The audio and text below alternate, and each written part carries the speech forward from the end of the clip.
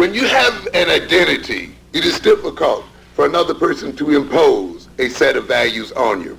Because having a positive identity and a solid identity is a defense against being penetrated by alien forces. A positive identity functions to locate us in the world, in space and in time and in history. A positive identity gives us a sense of purpose and a sense of direction.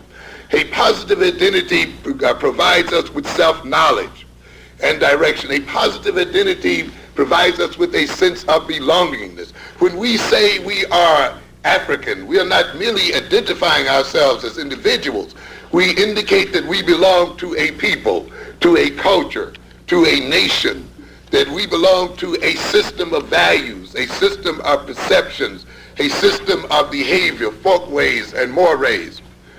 A system, an identity permits us to cooperate with other people. It permits us to understand what role we must play within a particular group.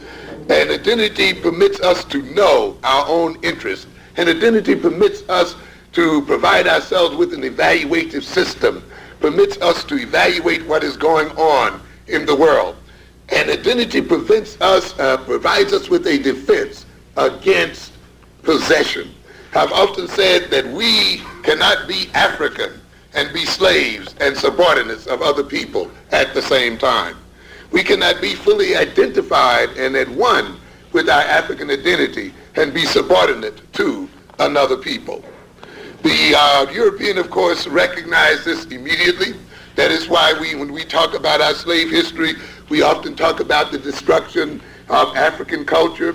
We talk about the rewriting of black history as an attempt again of destroying the African culture and an African personality. We recognize that the destruction of that personality, the separating of us from our culture, the separating of us from our history, is a separation of us ultimately from our identity.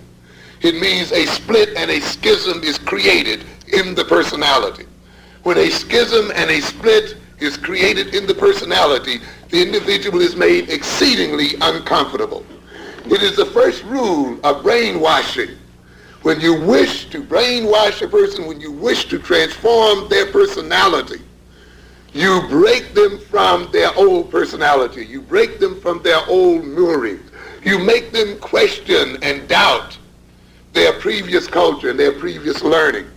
When you get them to begin to doubt themselves, when you get them to reject their culture, when you get them to see their past lives as negative, when you get them to feel ashamed of that past life, when you get them to feel guilty of that past life, and any good brainwasher knows this, and you check out the Moonies and any other brainwashing organization, you will see this process being put forth.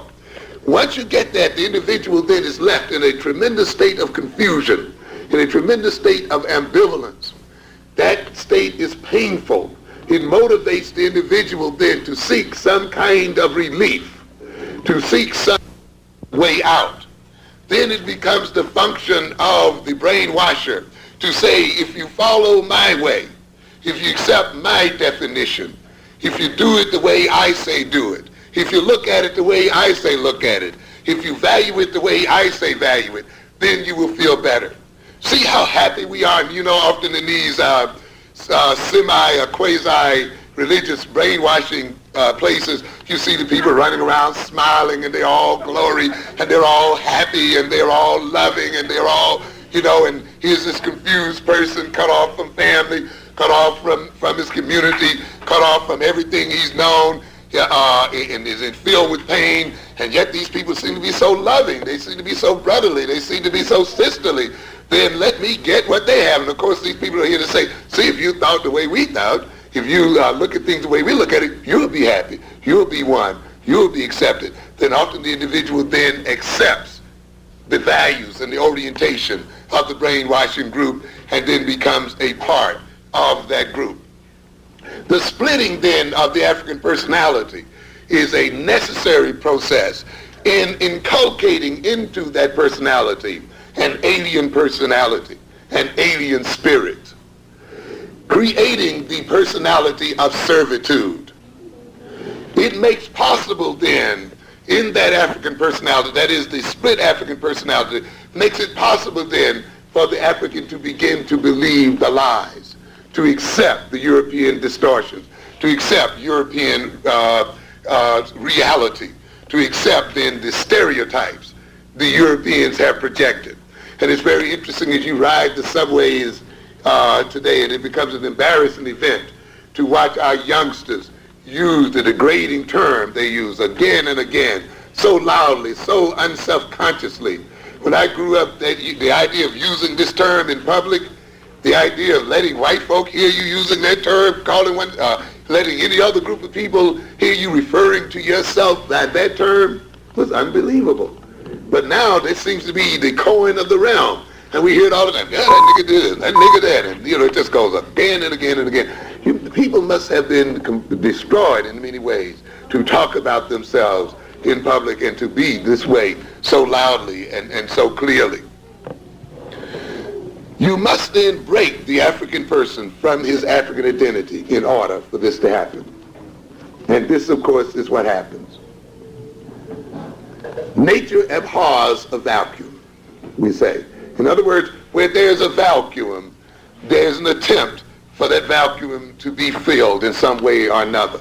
And of course, we see that when we suck sodas with a straw, we create a vacuum, of course, and that vacuum sucks into it whatever we are drinking. When you create a vacuum in the personality by separating the African personality from its African identity, then there is an attempt for that personality to suck into itself something else, to fill its emptiness. When the European then is in control of information, when the European is in control of so-called knowledge, when the European is in control of so-called reality, in control of definition and so forth, it will be these things that are sucked into the African personality. When the European projects lies as truth, there will then be these lies sucked in through the vacuum of the split African personality and accepted as truth.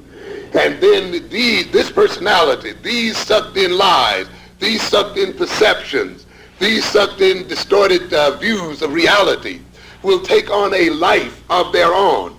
They will take on a structure and an organization and represent themselves as a personality.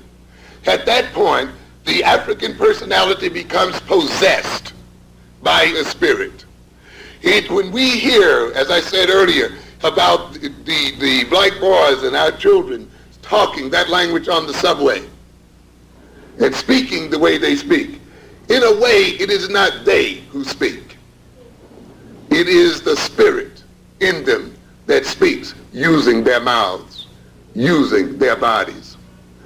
When they then believe the lies that they cannot learn as well or better than any other people, when they are afraid to try, when they are afraid of failure, when they are afraid of success, when they are afraid to challenge the European. You see, we talk about racism, but I don't think we are yet really ready to do something about it.